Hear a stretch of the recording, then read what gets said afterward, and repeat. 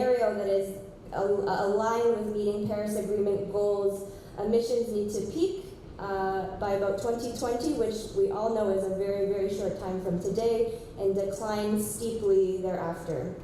We know that energy transformation and energy transitions in the long term are from studies that are in the literature, so I can comment on what they. For a very long time, and with that report, it becomes clear to a much wider. For us too.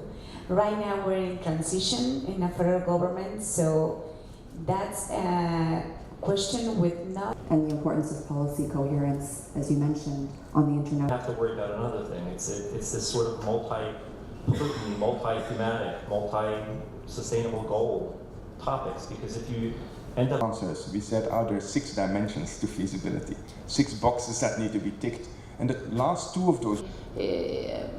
Are we prepared to build up more capacity today?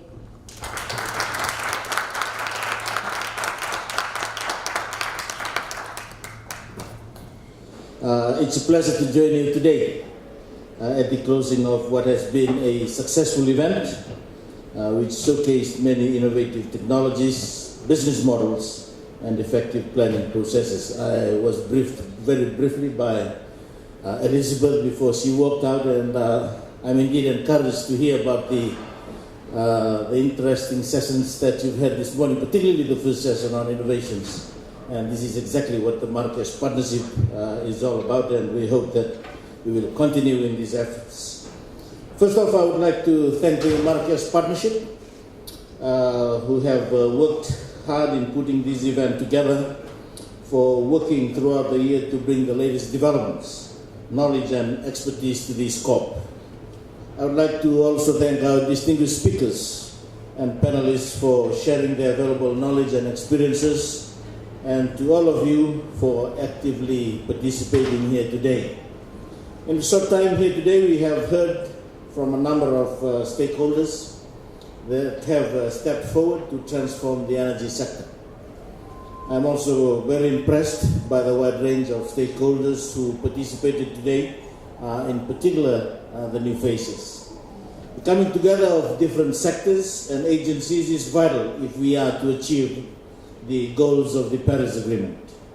As the UN Secretary General told us earlier this week, the success of tackling climate change depends on inclusive multilateralism. This means concerted and collaborative climate action from all levels of government, the private sector, and civil society. This collaborative action is necessary, as real transformation will need to go beyond the sector. It needs to take place all throughout the supply and production chain, including the efficient management of resources and materials. In this regard, I commend the Marrakech partners on energy for highlighting these connections between energy and other resource use and the social implications, and bringing these experiences to gatherings like this. Ladies and gentlemen, acting on feasible decarbonization alternatives in the energy sector involves long-term planning and strategies, which is vital to provide direction and orientation.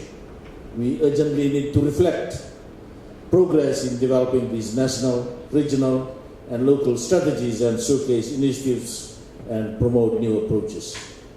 By acting now, not only do we bring short-term success, but we set the path towards truly transformational change, and this is how innovative technology, policy, finance, and market solutions will emerge, while also highlighting the barriers that require urgent attention and collective effort to overcome.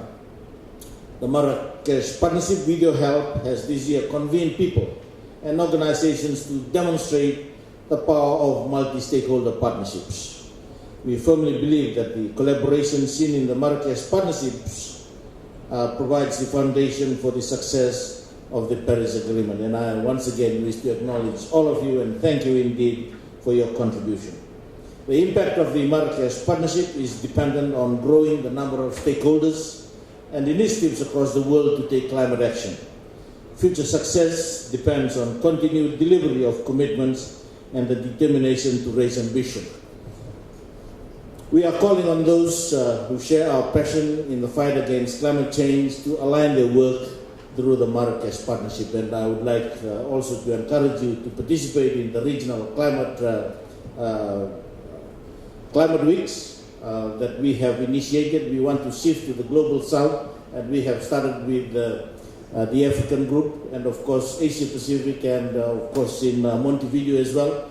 And we hope that we will bring in more stakeholders through these regional climate weeks. Ladies and gentlemen, the science has never been more clear. The IPCC special report on 1.5 indicates that taking us to a 1.5 degrees pathway will require substantial amount of work, but it is not impossible. For us, vulnerable small developing island states, continuing on the pathway we are currently on will result in devastating impacts for our people and our environment. This is not acceptable. Transformative action in the energy sector and all other sectors needs to be undertaken with urgency. We need to be united for climate action. We need to step up for ambition. And we need partnerships on technologies, innovations, and skills to do this. In our level, thank you.